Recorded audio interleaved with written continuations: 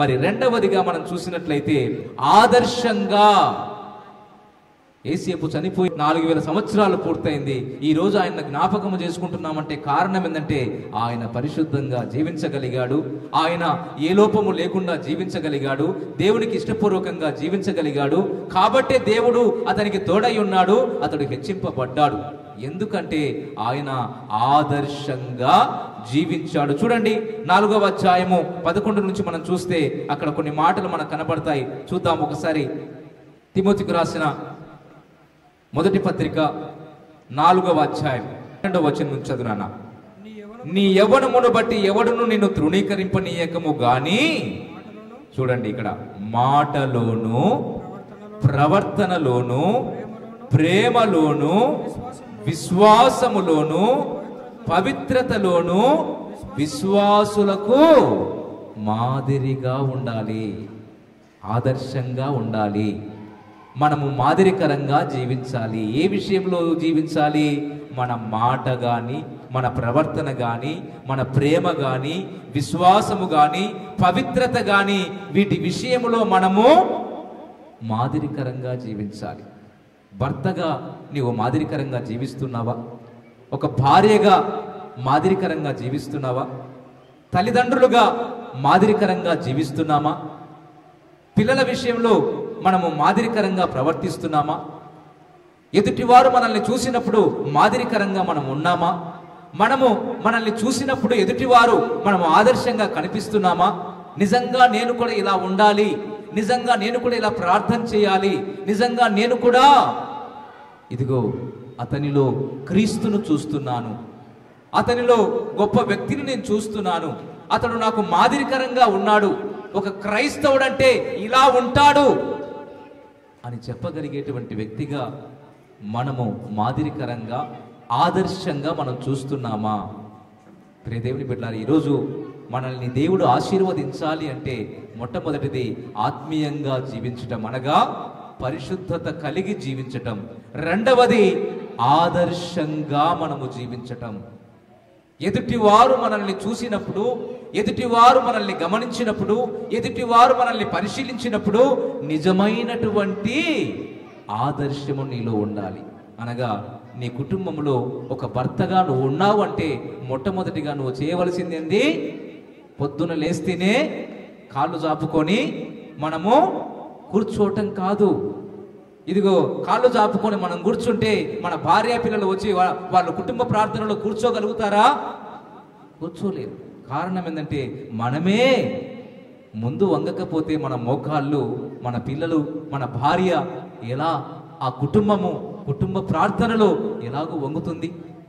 మరి మొట్టమొదటిగా మనము చేయవలసింది ఏంటంటే ఇదిగో కుటుంబ ప్రార్థనలో ఒక భర్తగా లేదా ఒక భార్యగా నిన్ను నీవు ఆదర్శంగా, ఎదుటివారు నీ కుటుంబంలో ఉన్నటువంటి పిల్లలు కానీ, నీ భర్త కానీ, నీ భార్య కానీ నిజంగా ఇతను నాకు ఆదర్శంగా ఉన్నాడు, ఈమె నాకు ఆదర్శంగా ఉంది, మా తల్లిదండ్రులు ఆదర్శంగా ఉన్నారు అని నువ్వు గనక జీవించాలి అంటే మొట్టమొదటిగా నిన్ను నీవు ఇదిగో దేవుని ఎదుట యోగ్యునిగా కనబడే విధంగా.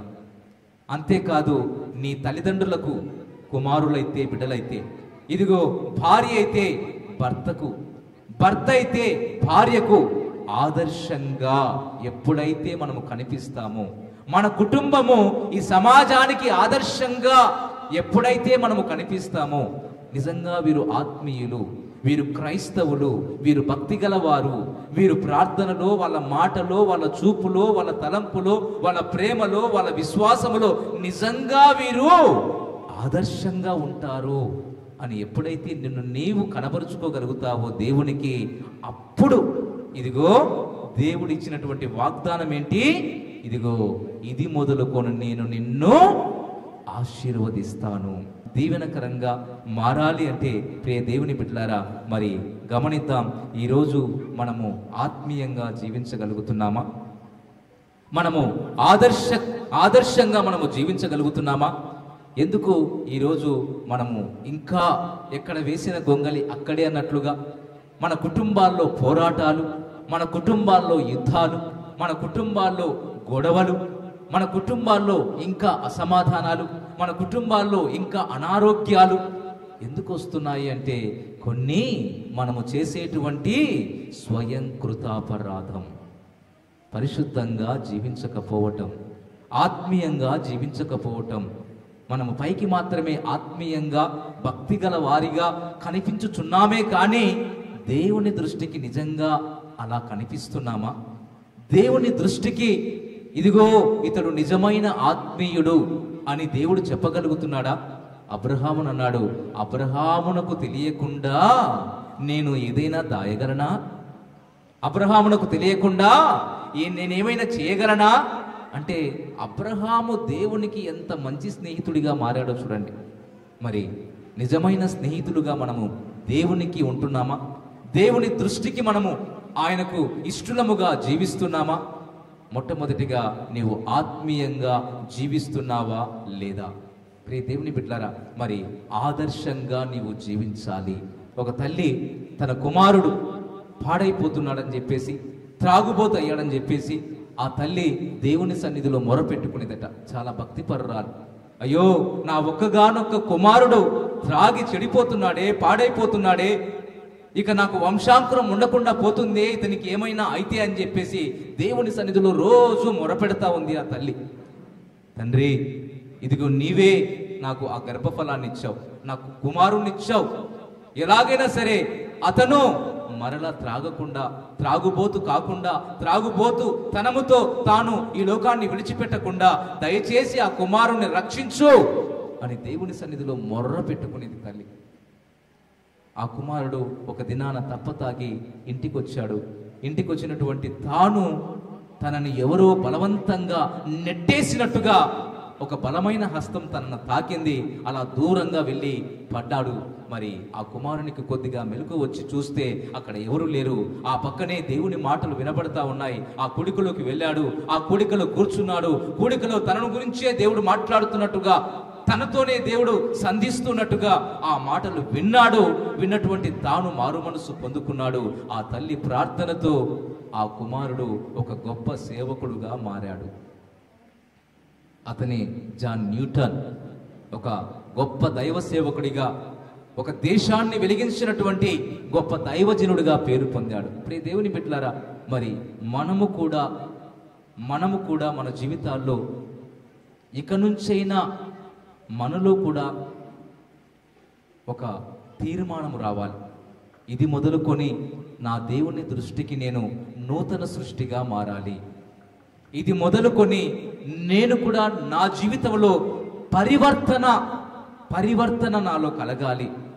నాకు దీవెనకరంగా, ఆశీర్వాదకరంగా, ఇదిగో నా దేవునికి మహిమకరంగా, నా కుటుంబానికి ఒక ఆత్మీయతను పంచిపెట్టేటువంటి వాడనుగా, ఆదర్శంగా నేను జీవించే వాడనుగా నేను ఈరోజు ఒక తీర్మానము చేసుకుంటాను.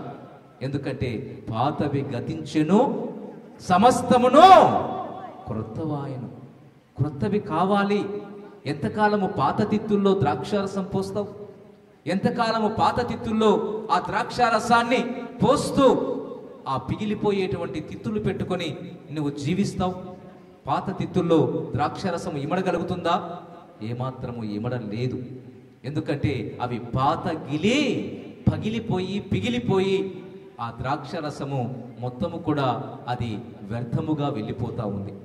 మరి నీ హృదయంలో పాపము పెట్టుకొని, నీ హృదయములో దోషము పెట్టుకొని, నీ హృదయములో కపటము పెట్టుకొని, నీ హృదయములో ఇతరుల మీద ద్వేషము పెట్టుకొని, నీ హృదయములో అసమాధానము పెట్టుకొని, నీ హృదయములో దేవునికి వ్యతిరేకమైనటువంటి కార్యకలాపాలు పెట్టుకొని ఎంతకాలము దేవునికి వ్యతిరేకంగా మనం జీవించగలుగుతాం? నేను పరిశుద్ధంగా జీవిస్తున్నాను అని చెప్పుకోగలుగుతాం? చాలామంది ఇదిగో పైకి భక్తి గల వారి వలె ఉండి ఆ భక్తి యొక్క శక్తిని ఆశ్రయించని వారుగా ఉన్నారు. ఆశీర్వాదకరంగా మారాలి అంటే నువ్వు చేయవలసిందల్లా ఒకే ఒక్కటి, ఆత్మీయంగా జీవించటం, అనగా పరిశుద్ధంగా జీవించటం. రెండవది ఆదర్శంగా జీవించటం. నీ కుటుంబంలో ఒక తండ్రిగా, ఒక భర్తగా, ఒక కుమారుడిగా, ఒక కుమార్తెగా, ఒక భార్యగా నిన్ను చూసినప్పుడు నిజంగా నేను అలా ఉండాలి, ఒక ఆదర్శంగా ఉండాలి. ప్రేమలోనైనా సరే, మాటలోనైనా సరే, విశ్వాసములోనైనా సరే, ఇదిగో ప్రవర్తనలోనైనా సరే, ఇదిగో ఇతరులు నన్ను చూసినప్పుడు నేను ఆదర్శంగా కనబడాలి అని ఎప్పుడైతే నిన్ను నీవు ఈరోజు ఒక తీర్మానము చేసుకొని, నా దేవుడిచ్చినటువంటి వాగ్దానము ఇది మొదలుకొని నేను నిన్ను ఆశీర్వదిస్తాను అని సెలవిచ్చిన దేవుడు దీవెనకరంగా, ఆశీర్వాదకరంగా మారాలి అంటే కండిషన్ అప్లై. మొట్టమొదటిగా నిన్ను నీవు పరిశుద్ధ పరుచుకో. అప్పుడు నీ మధ్య అద్భుత కార్యాలు చూస్తావు. పరిశుద్ధుడా, స్తోత్రాలు. ఇది మొదలుకొని మమ్మల్ని మీరు ఆశీర్వదిస్తాను అని వాగ్దానము చేశారు. అయితే మేము ఎలా జీవించాలో, ఎలా నడుచుకోవాలో, ఎలా ప్రవర్తించాలో బయలుపరిచిన మీ ఆత్మీయ సంగతులకై మీకు స్తోత్రాలు తండ్రి.